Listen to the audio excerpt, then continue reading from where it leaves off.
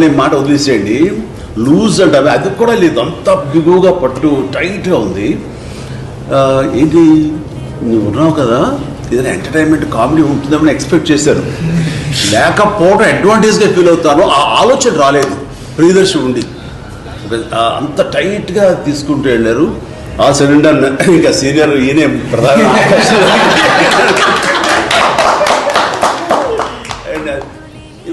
మరీ క్రియల్గా చేసేసాడు. చిన్నపిల్లలు ఫెంటాస్టిక్ అమ్మా, మీ ఇద్దరు చాలా చాలా బాగా చేశారు. క్యారెక్టర్ అబ్బాయి చేయటం కానీ ఆ సెటిల్డ్వి ఎక్కడ ఓవర్గా చేయకుండా అది లోపల ఎంత మదన పడతారో కళ్ళల్లో కోర్టులు నించున్న చిన్న జీర కళ్ళల్లో అది కనబడుతుంటే మనకి చాలా గుండె పిండేస్తున్నాం. అంత బాగా చేశాడు, ఎక్కడ ఓవర్ చేయలేదు. పూర్వతరం ఉన్నప్పుడు మాసిగా చేశారు అంటే బాగా చేశారు. ఒక విలేజ్ అండ్ ఆ టైప్ ఆఫ్ అమ్మాయి ఎలా రియాక్ట్ అవుతారో ఆ ఏజ్ వాళ్ళు అలాగే రియాక్ట్ అయింది చక్కగా. అది టోటల్గా అందరూ ఈ అద్భుతం. కేవలం ఏదో ఎంటర్టైన్మెంట్ సినిమా కాకుండా ఎడ్యుకేటివ్ ఫిల్మ్గా, ఎడ్యుకేటివ్ కోర్టు డ్రామా ఫిల్మ్గానే అనుకుంటాను.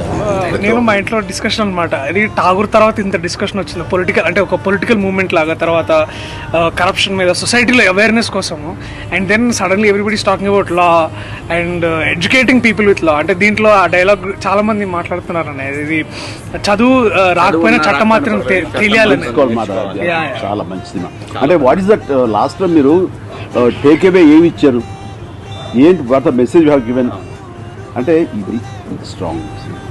నాని ఇంట్రెస్ట్ చూపాడు అంటే ఏదో సంథింగ్ ఏదో ఉంటుంది. ఇంకో మాట కూడా కనుక బాగాలేకపోతే నా హిట్ 3 చూడొద్దని కనిపిస్తుంది. సో కాన్ఫిడెంట్ అనమాట.